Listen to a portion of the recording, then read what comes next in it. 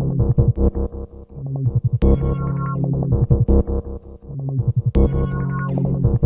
sommes à l'aube d'une révolution sans précédent. Je savais que j'aurais dû en acheter il y a 5 ans. C'est pas utilisé par les criminels, ça? L'impact environnemental est loin d'être négligeable. On prépare une ICO qui va tout révolutionner. Ça va jamais marcher en fait. 21 millions.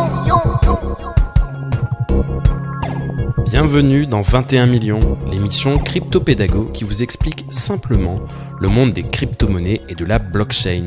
Je suis Grégory Raymond, crypto-journaliste pour le magazine Capital. Aujourd'hui, je reçois Arthur Bretman, le cofondateur du projet Tezos, dont on commence à entendre beaucoup parler en ce moment. Tezos, c'est un protocole blockchain comme il y en a des centaines et dont la fonction principale est de bâtir des applications décentralisées dessus. Tezos est en concurrence directe avec Ethereum et beaucoup d'autres sur ce créneau. Avec Arthur Bretman, nous verrons ensemble quelles sont ses particularités, ses qualités, ses faiblesses et aussi pourquoi le gouvernement français ne tarit pas d'éloges à son sujet. Ce qui m'a mis la puce à l'oreille quand j'ai entendu parler de Tezos pour la première fois, c'est que ses concepteurs la définissent comme la toute dernière des crypto-monnaies. Ça ne veut pas dire qu'il n'y aura plus de crypto-monnaies après Tezos, mais que celle-ci parviendrait à s'imposer à la manière de Google dans le secteur de la recherche en ligne, qui n'a pourtant pas été le premier moteur de recherche. Alors, Tezos, le futur Google de la blockchain ? Bonjour Arthur Bretman, bienvenue dans 21 millions. Bonjour, merci. Alors, vous êtes le cofondateur avec votre femme Kathleen du projet Tezos, l'un des protocoles blockchain les plus en vue du moment. Mais avant de rentrer en détail dans le protocole, j'aimerais que vous nous racontiez un peu votre parcours. Pour commencer, vous êtes français, hein, c'est bien ça ? Oui, c'est ça. Je suis né autour de Paris et j'ai grandi à Montrouge. Et vous vivez actuellement aux États-Unis. Qu'est-ce qui vous a poussé à aller aux États-Unis ? Quelles sont vos études aussi avant ? Alors, moi, j'ai déménagé. Mes études avant. Je suis passé par le système des classes préparatoires et des grandes écoles en France. J'étais de la promo 2002 de Polytechnique et donc l'école suggère de faire une école d'application de 4e année. Et donc j'ai choisi d'aller faire mon application en étudiant des mathématiques appliquées à la New York University. Et donc vers 2005, j'ai déménagé à New York. Et donc après j'ai passé la majeure partie de ma vie professionnelle là-bas avec un petit peu de temps aussi en Californie. Et vous avez gagné un grand concours de maths, hein, non ? Ou d'informatique, c'est ça ? Voilà, mais ça il y a longtemps, c'était en 2000. Alors on commençait vraiment en France, ça a commencé à prendre forme. On commençait à faire l'entraînement pour les Olympiades d'informatique internationales. Et donc c'était vraiment une des premières cohortes. Et en 2000, donc j'ai eu une médaille de bronze, parce qu'ils en donnent quand même pas mal. J'ai eu une médaille de bronze aux Olympiades internationales d'informatique qui était à Pékin en 2000. Et d'ailleurs, Vitalik Buterin a aussi une médaille de bronze des IOI, je crois. Vous partagez beaucoup de choses alors. Un intérêt pour les ledgers décentralisés aussi. Et on aura le temps d'en parler après. Mais avant, j'aimerais que vous nous racontiez un peu parce que je crois que vous êtes passé par Goldman Sachs aussi. Alors, à l'issue d'un master de mathématiques appliquées à New York, j'ai travaillé dans quelques endroits. J'étais dans un hedge fund, puis j'ai passé effectivement 3 ans à Goldman Sachs où je faisais un travail de quant, de statisticien pour être teneur de marché sur un petit peu de gaz naturel et un petit peu de tracker. Et j'aimerais maintenant que vous nous racontiez un peu votre rencontre avec les cryptos. J'imagine que comme beaucoup de monde, c'est Bitcoin. J'aimerais que vous nous racontiez cette découverte. Alors, c'est une découverte qui s'est faite en plusieurs étapes. En fait, j'ai entendu parler de Bitcoin en 2008. Donc, Bitcoin a démarré en 2009. J'ai entendu parler en 2008 quand le papier a été publié sur la mailing list de cryptographie. Parce que j'ai un très bon ami à New York et j'organisais des cercles libertariens de discussion. Et un de mes amis, en fait, tient cette mailing list, il l'a mentionné. Et donc, c'est la première fois que j'en entends parler, mais c'est entré par une oreille, c'est sorti par l'autre. Et donc, j'ai complètement ignoré, j'ai rien fait. Puis j'ai un ami français qui m'en a parlé un petit peu après Renaud Lischwitz, il m'a dit regarde ça Bitcoin. Alors j'ai mis un draft sur un brouillon sur Gmail en me disant il faut bien que je pense à regarder Bitcoin. Effectivement, ça fait 2 fois qu'on m'en en parle, c'est intéressant. Et puis bon, quand même, en 2011-2012, j'ai commencé à m'y intéresser de plus près, et donc là, évidemment, ça fait un petit peu boule de neige. Et puis c'est un sujet qui attire beaucoup de gens, notamment en finance parmi les quants, parce que quand on est quant en finance, on est intéressé par les maths, on est intéressé par. Quand vous dites quant, ça veut dire quoi? Quant, c'est un raccourci pour analyste quantitatif. C'est quelqu'un en gros qui sur un bureau de change fait utilise des techniques mathématiques ou statistiques pour déterminer des prix, pour déterminer des anomalies de prix, pour analyser les marchés. D'accord. Et qu'est-ce qui vous a plu vraiment dans Bitcoin au départ? Depuis longtemps, en fait, j'étais intéressé par les aspects de ce qu'on appelle de crypto-anarchie, et donc l'idée d'avoir un système monétaire décentralisé était très intéressant, mais j'avais pas vu concrètement de réalisation, et à l'époque j'avais pas regardé le problème en détail, donc je ne connaissais pas les difficultés particulières du problème, donc c'était pas évident pour moi quand j'ai vu Bitcoin de savoir quel problème Bitcoin résolvait. Tout de suite, au début ça m'a pas plu, c'est-à-dire au début on me l'a présenté en me disant Bitcoin c'est backé par de l'électricité. Je me dis mais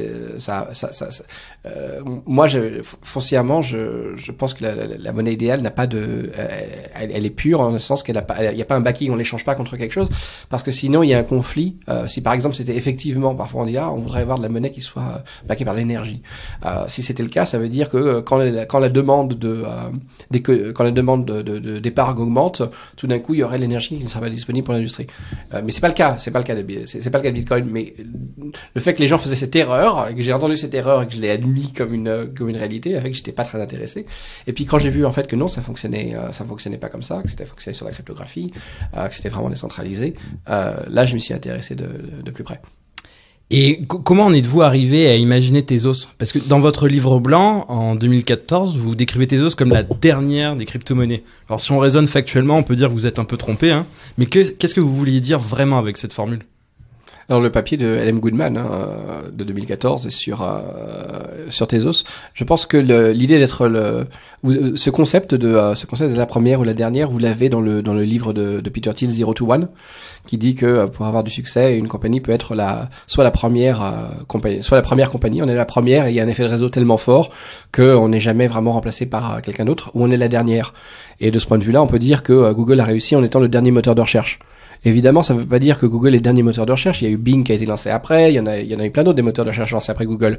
Mais il y en a aucun qui a vraiment réussi à remplacer, parce que en fait, finalement, Google est devenu tellement a proposé un service qui était tellement bon, qui avait tellement d'avantages, que ça ne valait plus la peine pour les gens d'aller autre part. Et donc évidemment, il y a eu des crypto-monnaies qui ont été lancées après Tezos, mais le but c'est de dire que finalement tout ce qu'elles promettent, ces autres crypto-monnaies, ce sont des innovations techniques à la marge qui sont intéressantes, mais qui peuvent être intégrées à Tezos. Et donc, je pense que Tezos va progressivement intégrer ces différentes innovations, ce qui fait que finalement, maintenant qu'il y a une crypto-monnaie qui est capable de se changer, qui est capable d'adopter toutes les innovations des autres, ce n'est plus forcément aussi intéressant ça de lancer une crypto-monnaie. Je pense que au bout d'un moment, ça va devenir plus intéressant pour quelqu'un qui a une idée, de se dire j'ai une idée, je préfère en fait améliorer Tezos, parce qu'il y a un mécanisme en fait d'incitation pécuniaire pour que les gens proposent des améliorations à Tezos.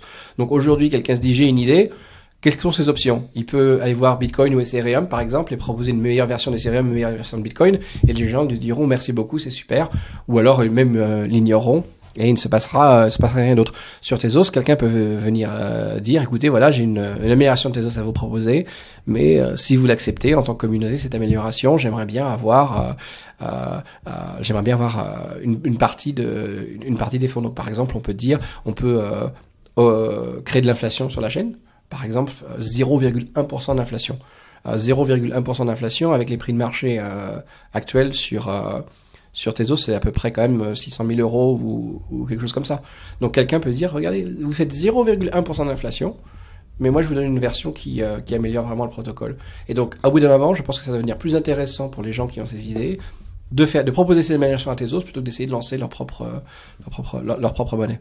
Et qu'est-ce qui vous semble si déficient dans Bitcoin aujourd'hui? Est-ce que c'est le fait que les améliorations, elles arrivent au bout de vraiment beaucoup de négociations entre la communauté?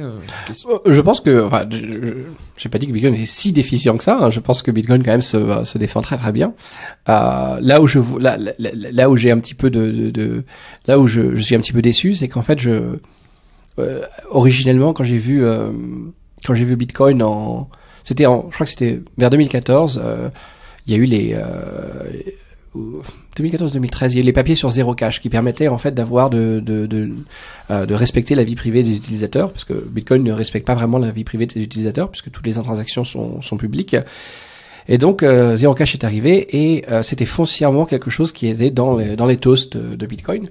Et j'ai vu qu'il y avait finalement assez peu d'intérêt dans la communauté Bitcoin à changer. Soit parce que finalement les gens se rendaient compte que ça allait être trop dur de changer Bitcoin, soit parce qu'ils ne voulaient pas le changer.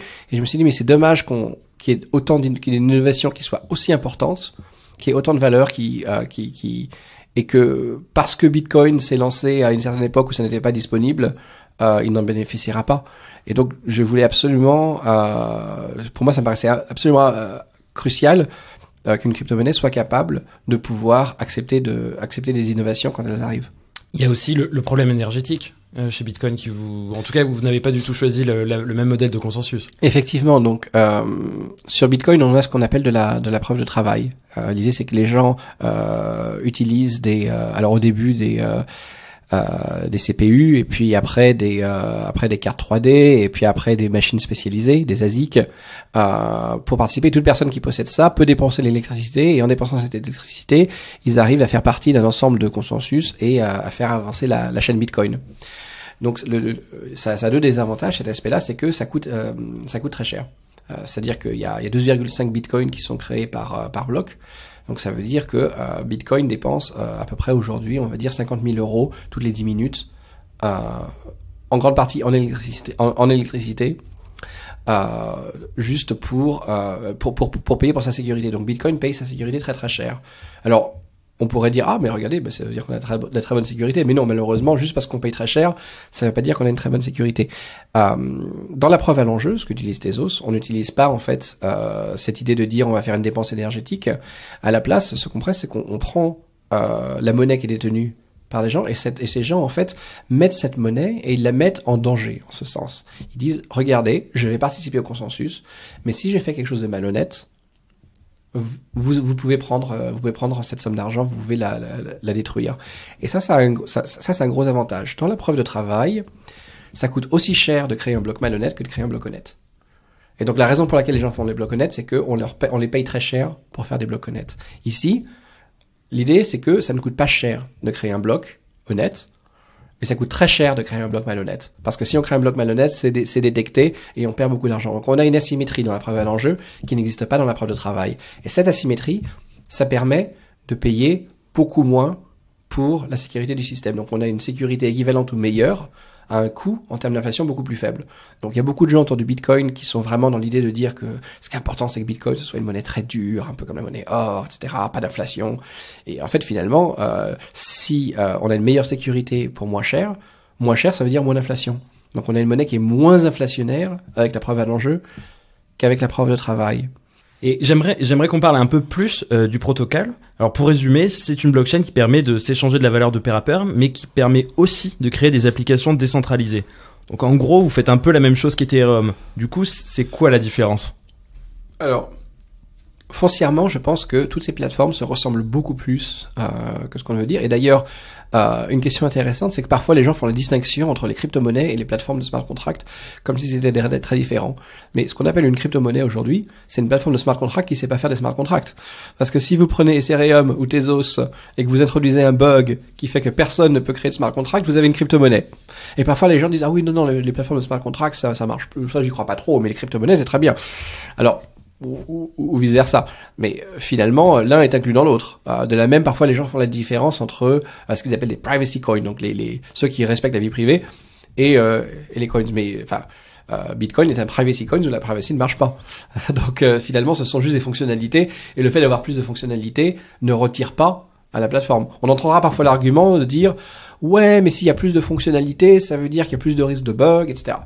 C'est vrai, mais il y a une limite à ça.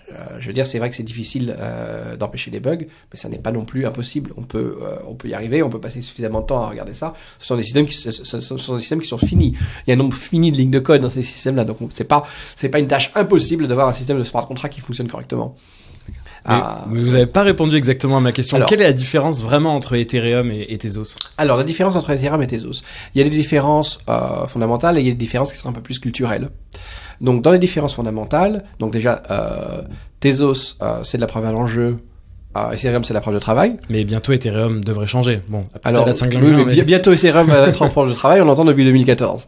Donc, je pense qu'ils vont y arriver. Et effectivement, ils prennent leur temps. C'est aussi du fait que Ethereum est un réseau beaucoup plus gros, donc il faut aussi qu'ils soient beaucoup plus conservateurs sur leur changement. C'est normal. Hein. Je dis pas ça pour jeter la pierre.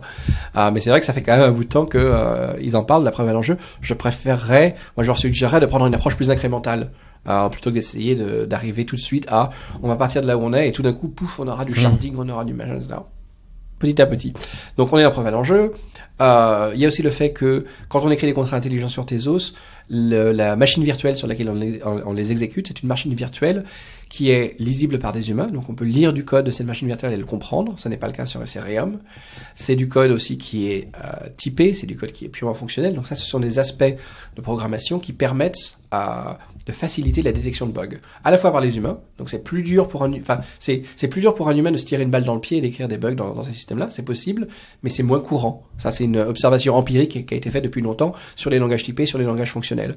Donc on utilise un peu cette connaissance pour dire les bugs sur les smart contracts, c'est quand même très dangereux. Donc autant essayer de fournir des défauts qui permettent aux utilisateurs de les éviter. Il y a donc cet aspect-là. Il y a des subtilités, par exemple, sur Ethereum, un contrat qui appelle un autre contrat, ça ressemble à ce qu'on appelle un appel de fonction. Dans Tezos, c'est un message qui est envoyé à la fin d'un contrat. Donc ça, ce sont des aspects d'informatique un peu subtils, mais qui viennent de la théorie de langage de programmation et de trentaine d'années d'expérience dans le sujet. On a beaucoup d'expertise justement en France sur les techniques de vérification et les techniques de programmation qui permettent d'éviter les bugs. Pourquoi ? Parce que la France a fait des centrales nucléaires, la France a fait de l'aérospatiale, la France a fait beaucoup d'activités où le coût des bugs est très cher. Quand on fait du web, une page qui crache pendant une heure, bon, c'est un manque à gagner, mais ça se règle facilement. Quand on fait des smart contracts ou des centrales nucléaires, il faut faire très attention à ce genre de choses-là. Donc ça, c'est encore une différence avec Ethereum. Et finalement, et ça c'est peut-être l'aspect le plus important, c'est l'aspect de gouvernance. Donc sur Ethereum, quand on passe de Ethereum 1 à Ethereum 2 par exemple, ou à d'autres versions, il fonctionne par ce qu'on appelle des hard forks. Je sais pas comment des fourches dures. Moi, j'ai passé la majeure partie de ma vie professionnelle à parler anglais, et donc quand je parle français, je redouble d'attention pour essayer de pas introduire d'anglicisme. Donc une fourche dure. Donc l'idée, c'est de dire, écoutez tout le monde, on a une version du code, donc maintenant vous allez arrêter votre ancienne version et mettre à jour la nouvelle version au bon moment. Et donc ça demande un gros effort de coordination. Et donc de deux choses l'une, soit il n'y a pas d'entité qui est capable d'atteindre cette coordination au niveau des utilisateurs, auquel cas on a de la stagnation, soit en général ça repose sur des entités un petit peu centralisées qui ont un mégaphone, qui n'ont pas un pouvoir déjuré sur les utilisateurs et sur leur communauté, mais qui ont quand même un pouvoir de facto parce que ce sont des centres de coordination.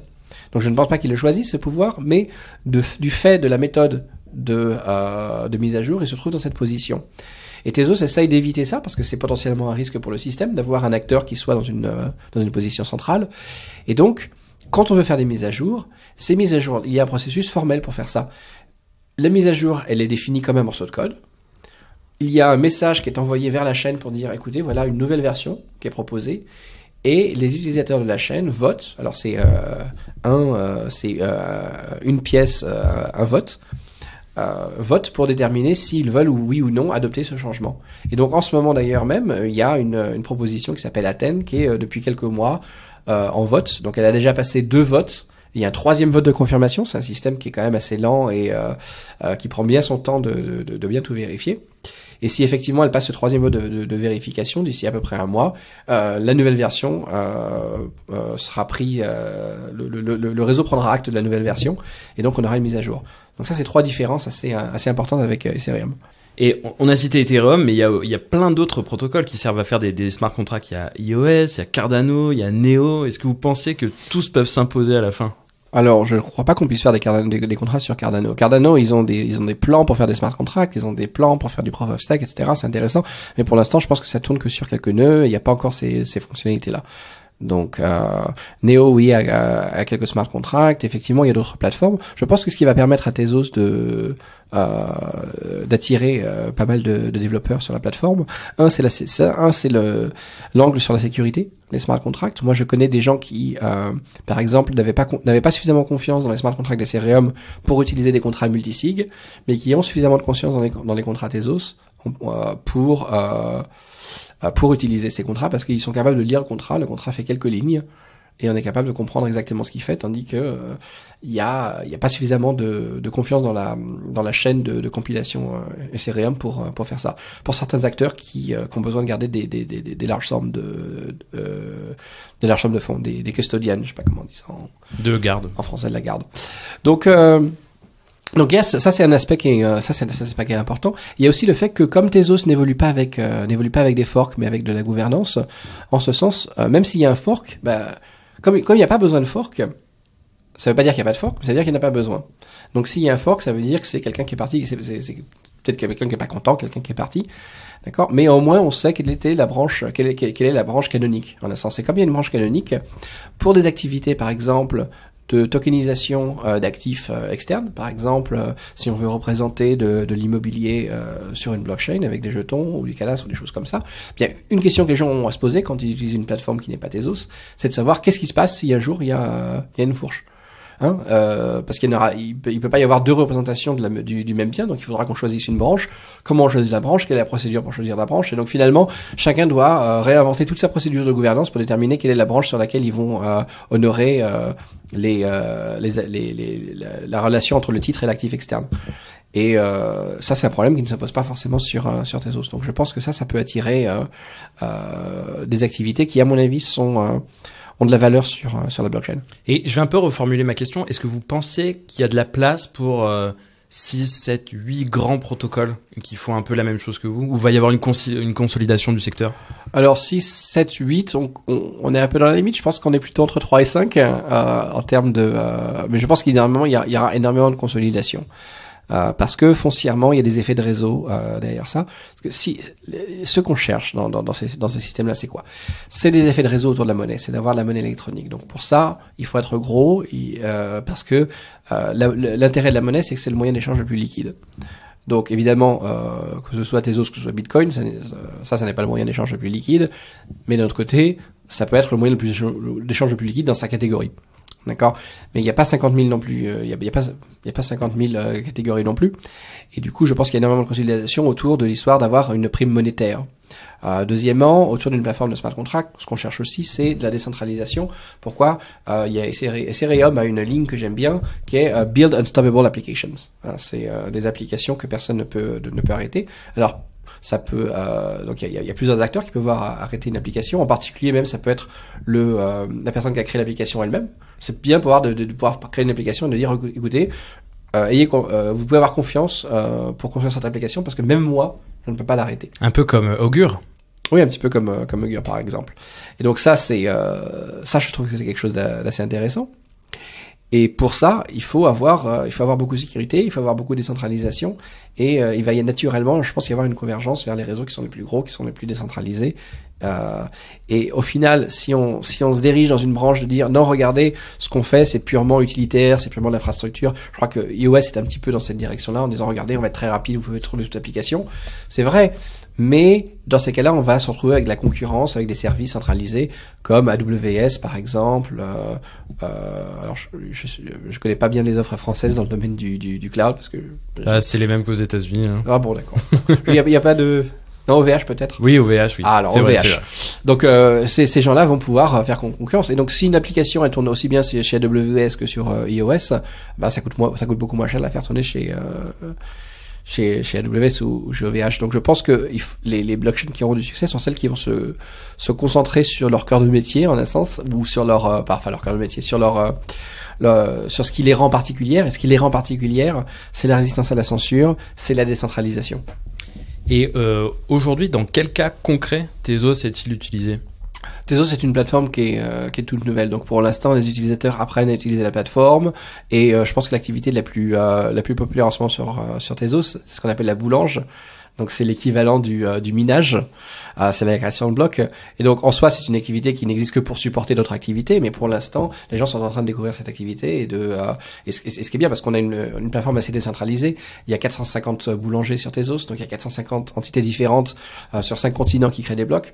Donc pour l'instant c'est un peu la construction de cette infrastructure. Il y a quelques projets qui sont en train de construire dessus.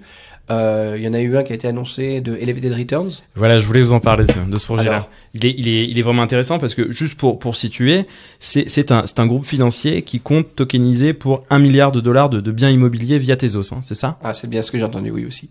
Et ma première question, c'est qu'est-ce que la tokenisation d'abord? Et pourquoi, à votre avis, Tezos a-t-il été choisi plutôt qu'un autre? Parce qu'avant, il travaillait avec Ethereum, je crois. Hein. D'accord. Oui, alors ils avaient tokenisé ou titrisé parce que finalement c'est ça, on représente un titre sur un actif. Ils avaient titrisé, je crois, un chalet à Aspen, c'est dans le Colorado, c'est bien pour le ski. Ils avaient titrisé un chalet à Aspen sur la blockchain Ethereum et maintenant ils refont ça avec des biens immobilier en Thaïlande et sur la blockchain Tezos et il faudrait les avoir sur le podcast et leur demander exactement pourquoi ils le font, mais et vous n'êtes pas du tout tenu au courant de ce genre de projet parce que c'est énormément d'argent et ils vous mettent pas dans la boucle? Pas nécessairement. C'est-à-dire que moi, j'essaie d'aider les gens techniquement sur le projet. Donc évidemment, j'en ai entendu parler. Mais Tezos, c'est quand même assez grand comme écosystème. Il y a, il y a au moins 5 ou 6 compagnies différentes qui travaillent sur la blockchain Tezos, sur l'infrastructure même. Et donc c'est tout un écosystème et moi j'essaie d'aider les gens comme je peux, mais je suis pas forcément dans la boucle sur toutes ces choses-là. Mais bon, ce que je sais, c'est que ce qui a intéressé Elevated Returns autour de Tezos, c'était justement cet aspect de sécurité des contrats, cet aspect de pouvoir évoluer sans faire de fork, donc les aspects dont on a parlé plus tôt. Et si quelqu'un est intéressé par le projet Tezos et qui compte investir dedans, est-ce que acheter des tokens Tezos, c'est utile ou pas? Alors, qu'est-ce qu'on peut faire avec des jetons sur Tezos? Première raison, on peut sécuriser la chaîne et il y a une récompense pour sécuriser la chaîne. Donc, ça peut être une activité, c'est ce qu'on appelle les activités de boulange. Donc, et pour une activité de boulange, il faut posséder des jetons.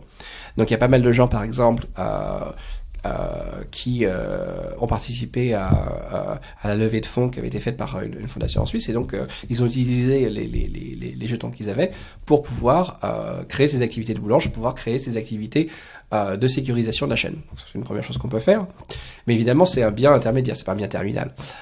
Une deuxième chose qu'on peut faire, c'est l'utilisation qui a été faite de Bitcoin qui est garder de la valeur. Donc il y a beaucoup de biens qui gardent leur valeur de manière beaucoup plus stable que des crypto-monnaies, hein, bien évidemment. Mais dans certains cas, par exemple sous des régimes oppressifs, ça peut être intéressant d'utiliser ça. Il y a eu des cas notamment au Venezuela de personnes qui gardaient qui faisaient de l'épargne en utilisant des crypto-monnaies. Donc ça c'est une deuxième utilisation. Une troisième utilisation possible, c'est de faire des paiements.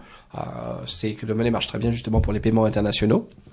Et une quatrième utilisation, c'est si on veut utiliser des contrats intelligents sur Tezos, eh bien il y a des frais qui sont payés en jetons, donc dans cette monnaie-là. Donc voilà, je dirais les 4 cas d'utilisation de la monnaie. Et vous avez effleuré là à l'instant la fondation Tezos avec qui vous avez été en conflit. Alors, la fondation Tezos, c'est la structure indépendante qui détient ou détenait les 230 millions de dollars levés dans l'ICO de 2017. Où en est-on à présent? Qu'est-ce que vous pouvez nous dire sur cette histoire? Je pense que le mot conflit est beaucoup trop symétrique pour décrire ce qui s'est passé. Il y a eu un directeur de la fondation qui a été relativement dingue et c'était pas un conflit entre moi et la fondation, c'était un conflit entre lui et le reste du monde, malheureusement. Et malheureusement, c'est quelqu'un qui s'est accroché à une situation absolument intenable. Et fort heureusement, il n'est plus du tout dans cette fondation, dans le projet depuis février de l'année dernière. Donc tout va bien là. La fondation va tranquillement, comme une fondation suisse. Hein. Donc très tranquillement. Voilà, tranquillement. Et nous réalisons ce podcast lors du Paris Blockchain Week Summit. Est-ce que vous sentez qu'il se passe quelque chose en France en ce moment autour de la crypto, de la blockchain? Ah bah oui, de toute évidence, il y a clairement un intérêt des pouvoirs publics à vouloir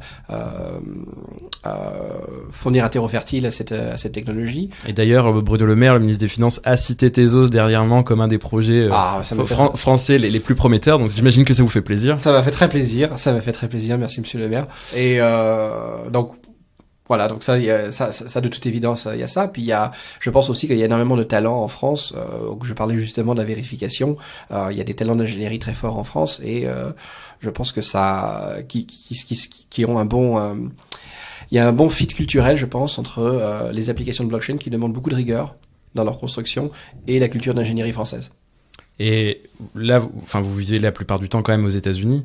Qu'est-ce qui pourrait vous faire reconsidérer un retour en France? Alors non, moi je vis plus aux États-Unis. Enfin, vous vivez, je pense, dans l'avion plutôt, mais. Je vis dans l'avion, c'est la meilleure description de là où je vis. En fait, moi j'ai rencontré ma femme aux États-Unis, donc ma femme est new-yorkaise, et on a été un peu partout. On a passé pas mal de temps en France, on a passé pas mal de temps en Californie, en Floride, etc. Puis finalement, elle a une nouvelle compagnie, et donc la plupart de ses employés et son cofondateur sont à New York. Moi, je passe pas mal de temps à Paris parce qu'il y a un écosystème Tezos qui est très important à Paris, évidemment, avec Nomadic Labs en particulier, avec ce que fait Chain Accelerator. Et donc, comme elle a besoin d'être souvent à New York et qu'elle parle pas français et que moi j'ai besoin d'être souvent à Paris, on s'est mis un peu au milieu, et donc on s'est récemment installé à Londres. Et est-ce que vous pouvez nous expliquer ce qu'elle fait? Parce que vous occupez donc de Tezos et vous faites surtout de l'évangélisation à travers le monde sur le protocole. Et donc elle a monté une boîte qui utilise Tezos. Exactement. Vous pouvez nous en dire quelques mots? Alors il faut l'avoir sur votre podcast. Alors heureusement, je serais ravi d'avoir, mais il faut qu'elle parle français. Ben ça sera peut-être ça fait, vous savez, ça fait 10 ans que j'essaye. Hein. Ma femme a pris quand même des cours à l'Alliance française, et quand elle prend des cours à l'Alliance française à New York, les cours à l'Alliance française, c'est beaucoup d'époux et d'épouses de français qui disent mon époux et mon épouse insistent que j'apprenne le français. Donc elle parle un petit peu, mais peut-être pas suffisamment pour un podcast. Alors sa boîte, pardon. En fait, il y a des sa boîte est elle s'appelle Coase, parce que Ronald Coase est un prix Nobel d'économie, qui a beaucoup écrit sur les frais de transaction et faire baisser les frais de transaction. Et donc une des thèses que je partage aussi, mais qu'elle formule, c'est que l'intérêt des blockchains, c'est de faire tomber les frais de transaction. Donc frais de transaction, par exemple, sur la titrisation, frais de transaction sur l'échange de monnaie, frais de transaction sur certains contrats financiers. Et donc l'idée, c'est de faire tomber ces frais de transaction, et elle regarde différents marchés avec ça. Et donc le premier produit que fait sa compagnie, c'est un jeu de cartes à collectionner. Donc le jeu de cartes à collectionner le plus connu, c'est Magic the Gathering, évidemment. Et donc elle a dans son équipe pas mal de gens qui sont tous dans le Hall of Fame de Magic the Gathering. Et donc son idée, c'est de dire, quand les jeux de cartes à collectionner sont devenus digitaux, ils ont perdu en fait une activité de marché secondaire qui était très importante. Il y avait beaucoup d'échanges, et finalement ces plateformes digitales ont essayé d'empêcher ces échanges, ou les ont rendus, ont augmenté la friction. Et l'idée, c'est de prendre l'idée inverse, et de dire, au contraire, on va donner aux gens le contrôle de leurs cartes. C'est-à-dire, sur une blockchain décentralisée, les gens peuvent vraiment posséder eux-mêmes leurs cartes et avoir une possession qui a du sens, au lieu que ce soit juste tout contrôlé par une compagnie, et donc pouvoir se les échanger, pouvoir se les passer de l'un à l'autre. Et donc c'est construit autour de ça, sachant que c'est avant tout leur premier objectif, c'est de faire un très bon jeu de cartes à collectionner, et la blockchain, c'est juste en plus.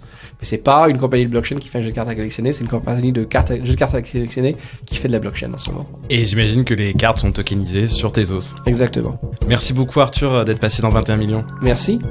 Merci beaucoup à Arthur Bretman pour sa participation à 21 millions. Merci également à Ezad qui a composé le générique. Vous pouvez retrouver leurs références dans la description et les précédents épisodes sur Apple et Google Podcast, SoundCloud, Spotify, Deezer et YouTube. N'hésitez pas à mettre un petit commentaire sur ces plateformes, c'est ça qui contribuera à faire grandir 21 millions. Vous pouvez également me contacter sur Twitter, Grégory_Raymond, pour me suggérer le thème ou la personnalité que vous souhaiteriez entendre au prochain épisode. À bientôt!